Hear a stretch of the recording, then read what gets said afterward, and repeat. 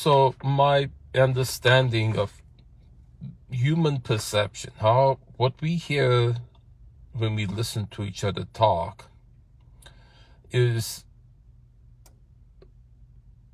a stereotype. So it brings up a stereotype of what we think it is from what we hear, and not the thing that it really is. We're misled.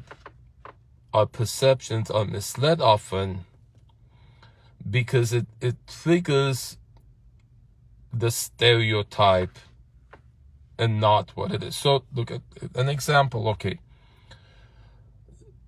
the supervisor at Sotelo at West Valley, the detective that Martinez, and also the supervisor at Devonshire all say the exact same things, and I'm edit them together so you see. Did you rent it out to her? So they want to make it into a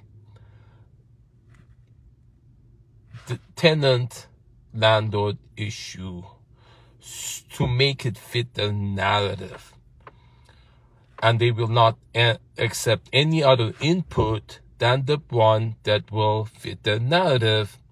And because it's not their narrative, then they say, you can't answer that one simple question. You're either stupid or you're nuts. You see? Because it doesn't compute with their agenda that they have to make it into something that it's not. And they don't want to hear what it really is. You understand? Like, I have text conversation. I see this over and over. It's a template that they all use. It's a dark psychology method. When someone wants to perpetrate abuse, they convey something, and they only communicate to have it fit their agenda. And if what you're saying doesn't fit, they say you're stupid. I can go through lists of conversations and the recordings that all of them have that, and all the people you talk to, customer service, Kaiser, all the places that they have that robotic way of talking. That's the reason they train to do that, so that it looks like they're helping you out by talking, that they're doing their job, that they're giving you the runaround, giving the pencil pusher culture to make it look like they're doing their job when they're actually perpetrating, to make it look like something, but it's not. And it's so clear to me. I see it. They don't talk like a human. They refuse to. You keep asking them, look, can you just talk normal with me? No, they say, I can't.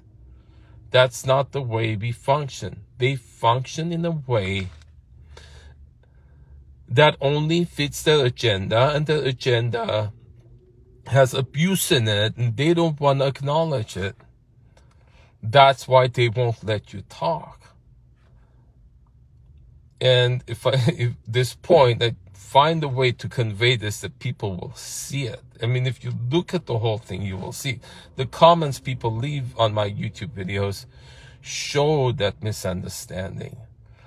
The moment they look at this, oh, it's a tenant-landlord dispute, then you should get a lawyer and get her out. That's the only way to do it. No, that's not what it is. She's not there anymore. And then people say, well, you got her out. Why are you concerned? You would only understand if you were one of the people she's done this to. Do you understand? That's why it's so important to find them. That's why they don't want to look at it. They say it's out of our jurisdiction. That's the law. We can't look at what she's done. We can look at the criminal record. We can only look at if it's a crime. And then they keep saying, what's the crime? What's the crime? The crime only, it has to be in the penal code. You don't have a crime because she didn't put a knife to your neck right now. Anything happened in the past doesn't count. And anything other than physical assault doesn't count. Do you understand? So she goes from place to place, and how many of them are there? I myself have experienced so many of them. The fact that the admin of a sober living house perpetrated on me, or attempted to perpetrate on me, saying his girlfriend's a sponsor of a client, having me rely on his credibility, bringing the girl in, and she did that, and they were so versed with these methods. Cops know exactly what it is. They're trained to play along, and trained to make it look like something that's not, and trained to cover it up. Everything they do, I understand this so well, although there are things about it, the things they say that they don't want to reveal. And the things they don't want to reveal, Section 832, the privacy, the accusations they receive from the perpetrator, and then so they become judge, jury, and persecutor, punisher, prosecutor, and you don't know what's the evidence they're given. And it's horrible things. Janet Richmond got him, and she shuts up like a clam, doesn't speak a word. Lion Brave got it, the YouTube lady, I'll put the post on it, she shut up like a clam, doesn't say a word. What is it they're being told? I so much would like to know. And the cops got it. The first time they came here, they got it right in front of my house.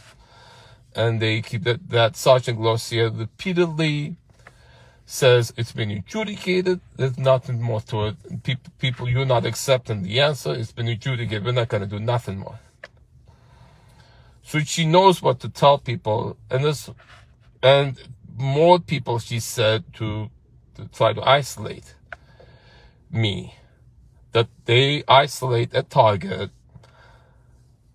and team up with others to do so, and there's backroom deals being made for that purpose. Why else would the cops be triangulating together? Why would there's partnership going on, and it's going to be uncovered? It is that the truth is there.